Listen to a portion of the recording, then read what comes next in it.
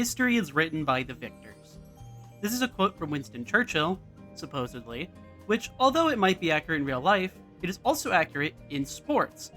At the end of the day, the champion is the one who will be remembered from each season, and ultimately, the season is defined by whoever comes out on top. When you think about the 2019 and 2020 Overwatch League seasons, you probably think about GOATs or COVID, but a lot of you probably think about the San Francisco Shock getting back-to-back wins. Today, I wanted to change things up, and rather than look at all of these winners of each season, I want to go look at all of the other rosters that got close but just couldn't come out on top. Before we begin, I gotta chill for a second. If you like my content, subscribe to the channel, leave a like on this video. These things only take like a second and they really help me out, so subscribe or leave a comment letting me know what you want to see next. Alright, chilling over, let's get started with the 2018 season. Back in 2018, everyone remembers how the Prophet-led London Spitfire surprised everyone with a crazy win in the playoffs. But people seem to forget that some of these other teams from this season were really good too.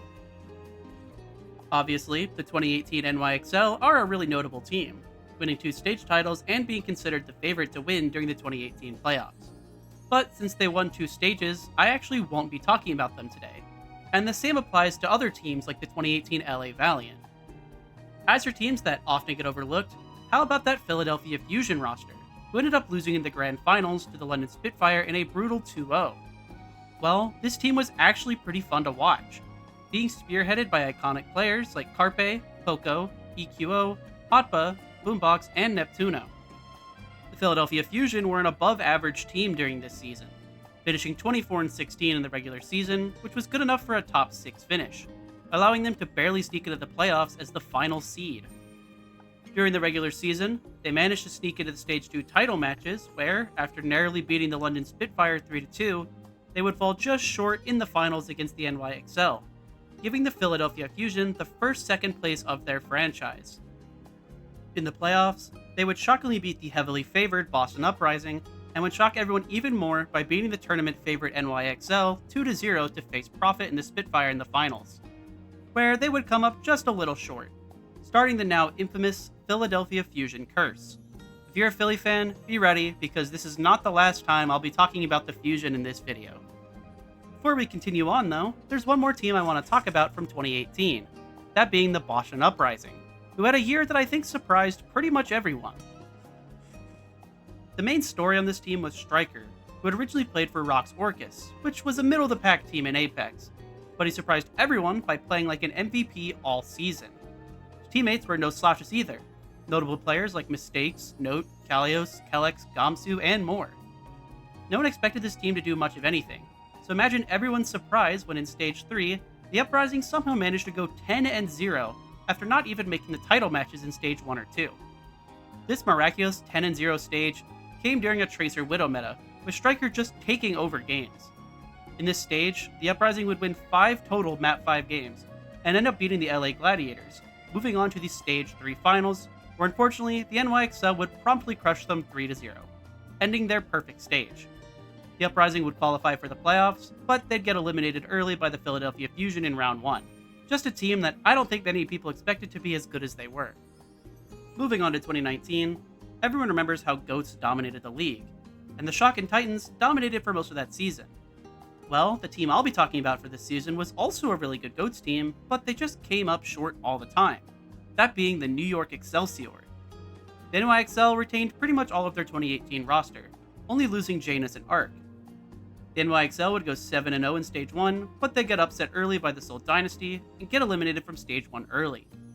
In Stage 2, they would go 5-2, but an early matchup with the Vancouver Titans would eliminate them in 3rd-4th place.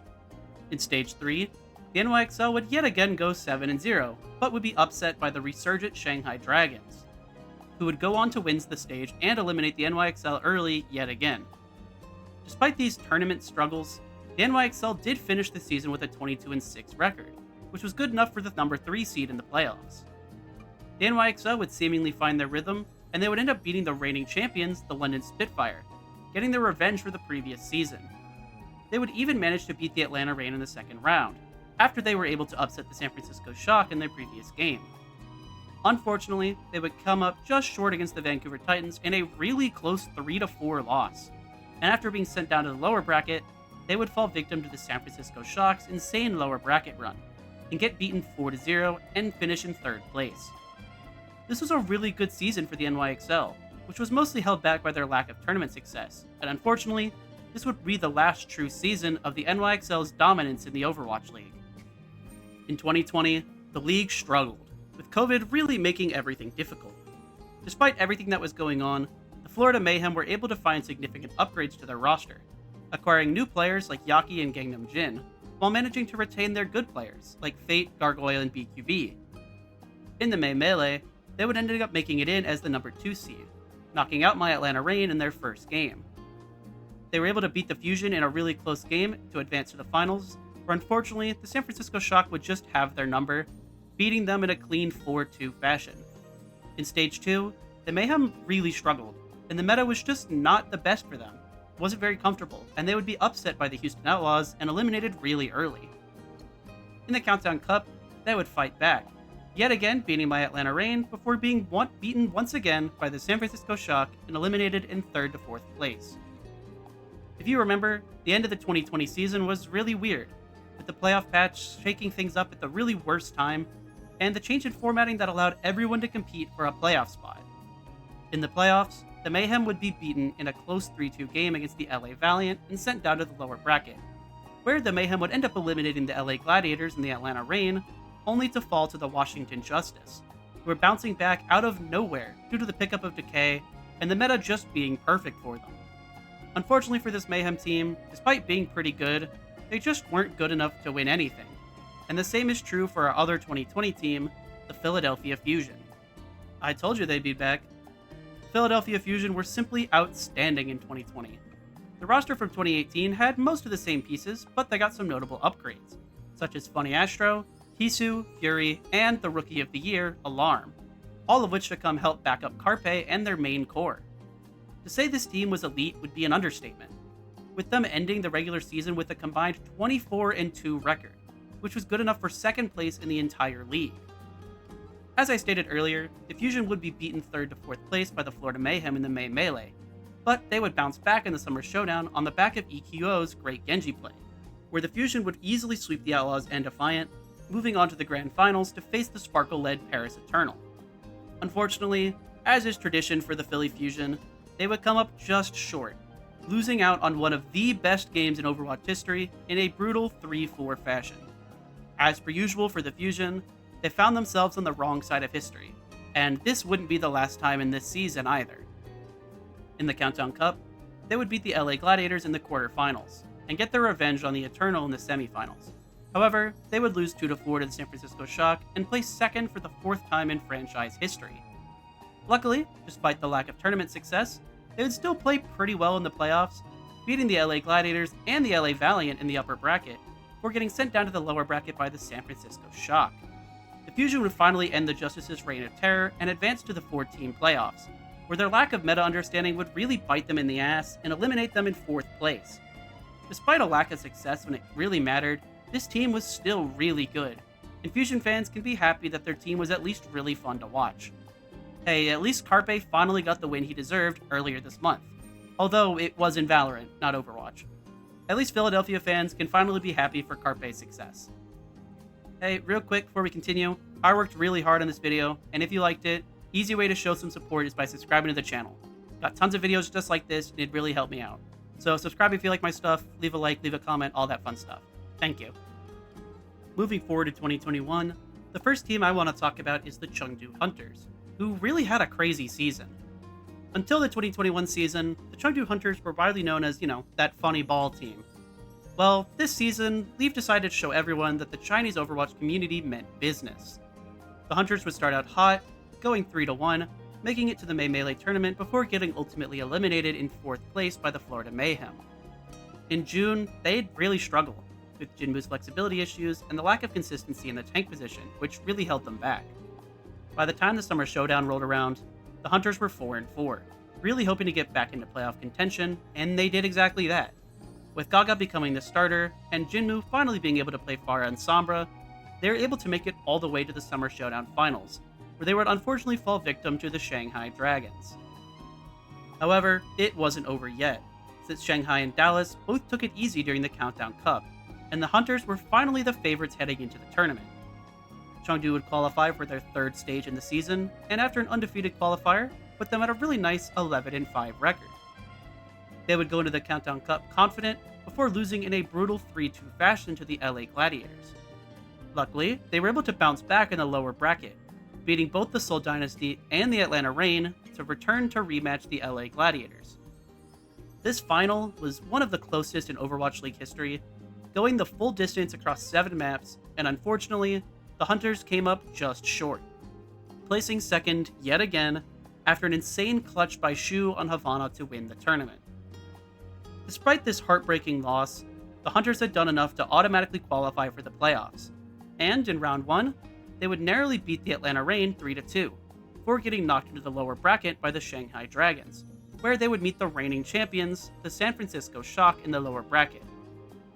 Somehow, the Hunters found themselves in another all-time great game, a 6-map banger which ended the exact same way as the previous one, a tragic defeat on Havana, which eliminated them in 5th and 6th place. At least Leave was able to get the MVP he deserved for his efforts. The other 2021 team I'm going to talk about shouldn't surprise anyone. It's the 2021 Atlanta Reign. If you've been around the channel for a while, you probably know that the 2021 Atlanta Reign are my favorite Overwatch League roster of all time, and I won't hesitate at the chance to talk about them in every video I can. This is my channel, so I get to talk about my favorite roster of all time whenever I want. If you remember, the 2020 Reign had a really bad season, and a lot of fans, myself included, didn't really have high hopes for this team in 2021. And with the way the season started, it seemed like our doubts were correct.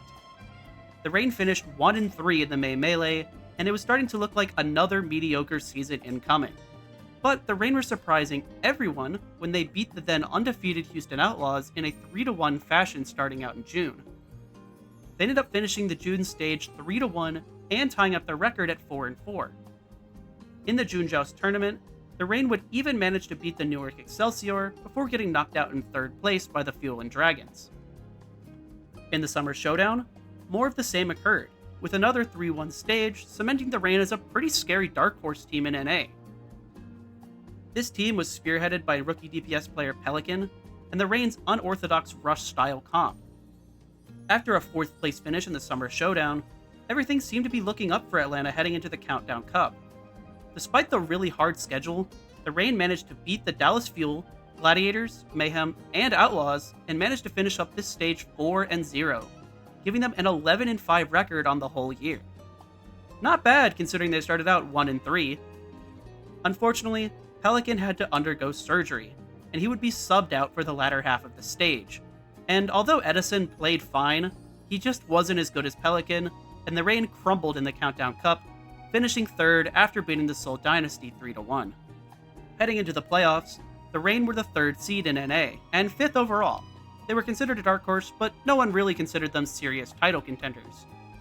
My personal hope for the playoffs that year was, a playoff win, or maybe 2 if we were lucky. But nothing could have prepared me for the insane run this team would pull off. After a really close loss to the Chengdu Hunters in round 1, the Reign would enter the lower bracket with a fire, and they would destroy the Washington Justice 3-0 to move on to face the LA Gladiators in a revenge match from a month prior. After losing map 1, the Reign would make a really ballsy move, taking the LA Gladiators to Hanamura, a map in which the Gladiators had set a league record against the Atlanta Reign only a few weeks ago. However, it was really clear that the Atlanta Reign had a game plan, and were prepared for the Gladiators this time around, managing to beat them in a wild 5-map series, advancing up to top 4 to face off against the reigning champions, the San Francisco Shock, fresh off of their crazy 6-map upset game against the Chengdu Hunters. If you know Overwatch League history, you know what happened in this game. I can't remember the last time we saw a player actually get an early pick! Oh my god! After eliminating the defending champions, the Reign would advance to face the Dallas Fuel, a title favorite and the only team anyone thought had a chance of beating Shanghai. However, Atlanta's rush comp proved to be too much for Dallas, and they were upset by the Atlanta Reign in a pretty close 3-1 match. All of a sudden, the Atlanta Reign found themselves in the grand finals, and they were given hope that they might be able to go all the way and somehow upset the dominant Shanghai Dragons. And they were inevitably reminded of just how far ahead the 2021 Dragons were above everyone else, after getting thrashed in a brutal 4-0 fashion, eliminating the Atlanta Reign in second place. As a Reign fan, second was more than enough for me, and Pelican winning Rookie of the Year was the icing on top of a very good season. Hawk and Iris, though, were still robbed of a role star. In 2022, the Houston Outlaws made several shocking moves, signing Rookie of the Year Pelican, Rookie DPS Merit, Iris, and Lastro to help fill out the whole team. In their opening match, the Outlaws hosted the Dallas Fuel in the Battle for Texas, and they surprised everyone by putting in Dante at tank, and also 3-0ing the favored Dallas Fuel in a wild opening game. Certainly one way to start a season. The Outlaws would go 4-2 before placing 5th through 6th in the Kickoff Clash tournament. The Outlaws would continue to be one of the better teams, entering the midseason madness with a 9-3 record as the number 6 seed. Despite the seeding, they would get eliminated early, finishing 7th through 8th in an upset at the hands of the Atlanta Reign, who were midway through yet another lower bracket run.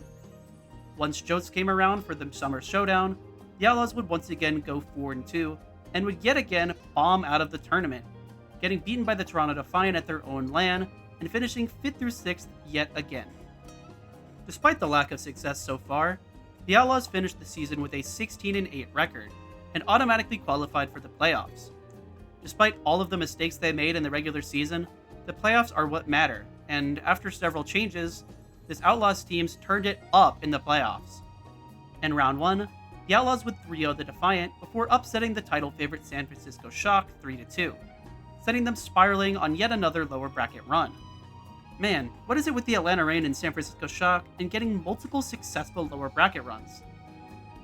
After that, they would dismantle the London Spitfire 3-0 before finally falling to the dominant Dallas Fuel in the upper bracket finals.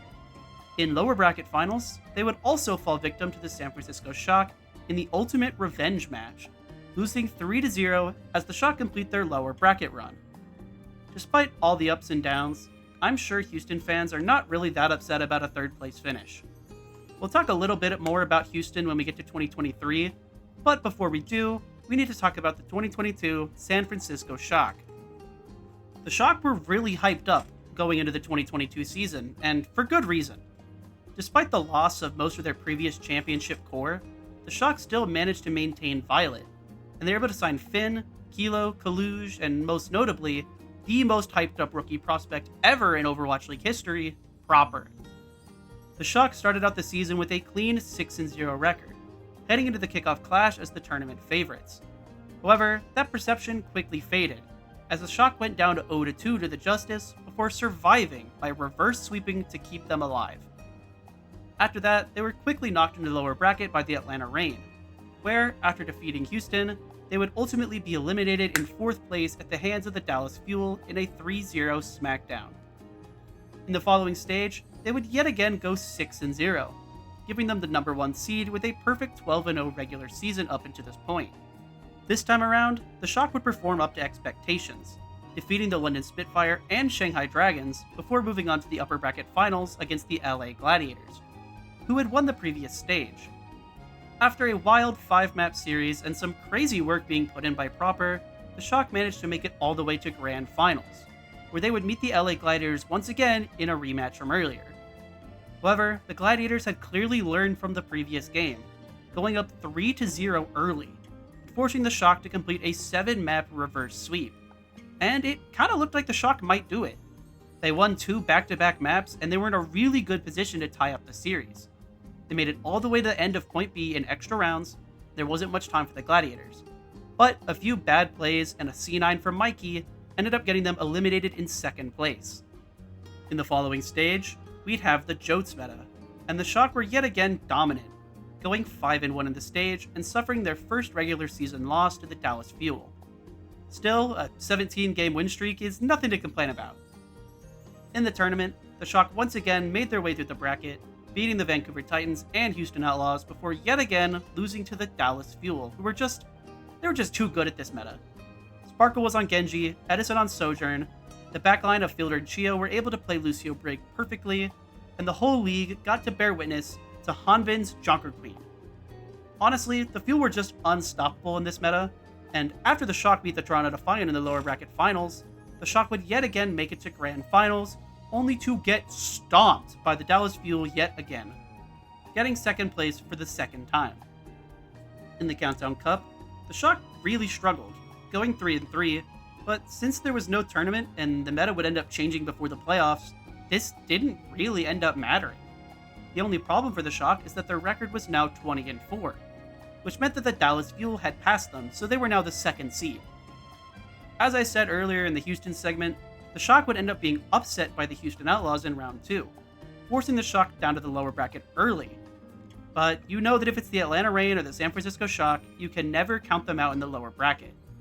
The Shock would end up rolling through this bracket, beating the Shanghai Dragons, upsetting the LA Gladiators, and beating the APAC favorite Seoul Dynasty. After that, the Shock eliminated the last remaining APAC team, the Hangzhou Spark, and made it to the lower bracket finals to rematch against the Houston Outlaws, before destroying them in a 3-0 fashion to face the Dallas Fuel in Grand Finals. The Shock would battle in one of the single best matches in Overwatch history, a brutal 7-map battle, going back and forth until finally the Dallas Fuel came out on top. And somehow, with one of the best rosters ever, the Shock ended up with their third silver medal in 1 year. What a heartbreaking ending, but at least Shock fans can go cry with their 2 rings.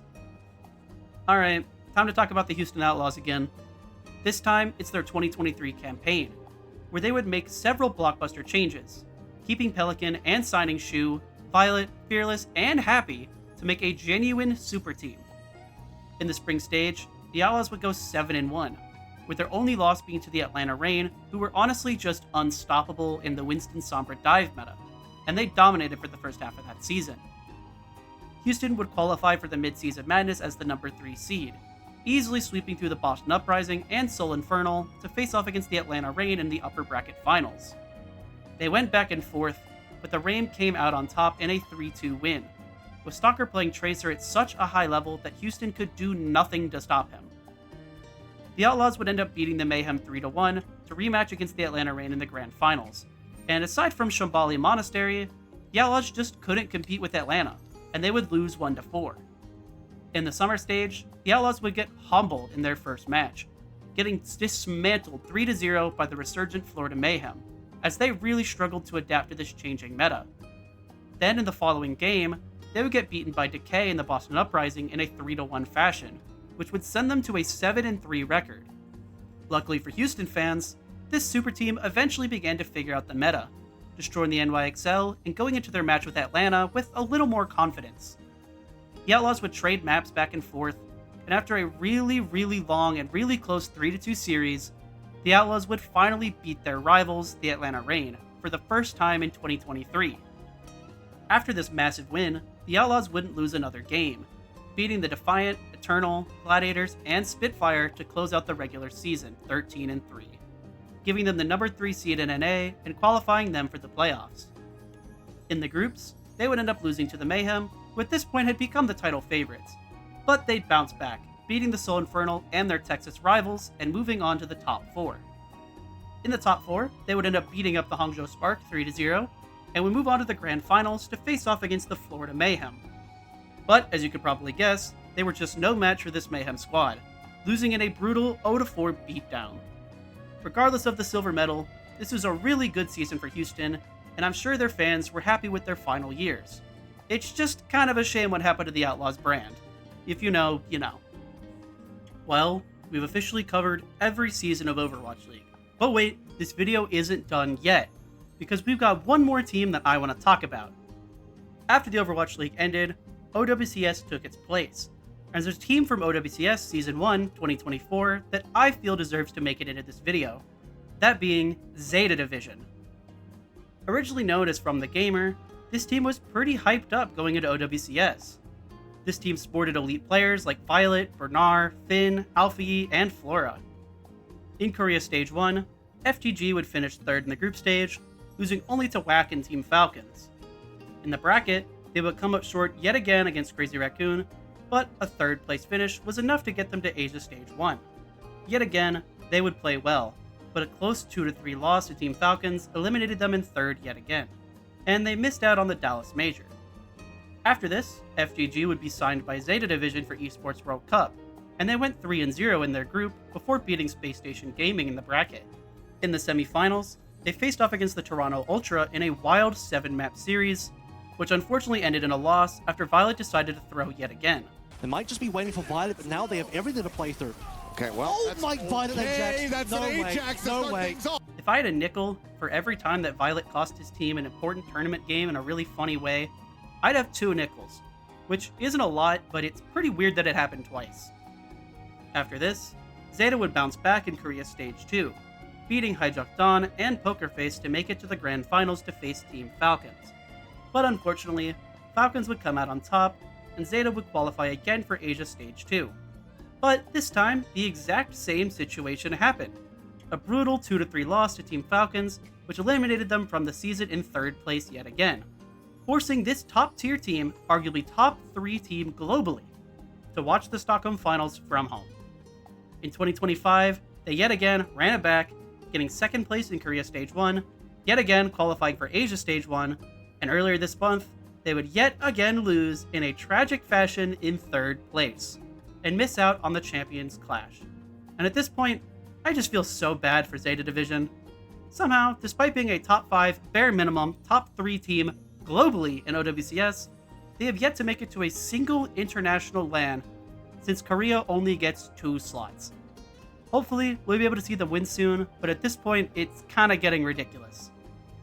With all of that said, those are the best Overwatch League and OWCS rosters who just didn't win anything. Thank you so much for watching this video. If you like my stuff, please subscribe to the channel. It's the easiest way to support me, and it's really appreciated. I'll be making more player videos soon, so comment down below who you'd like to see a video on next. If you made it this far in the video, you probably like my stuff, so follow me on Twitter for more. This video was a lot longer than I planned it to be, but I do hope y'all enjoyed it. Thank you for watching.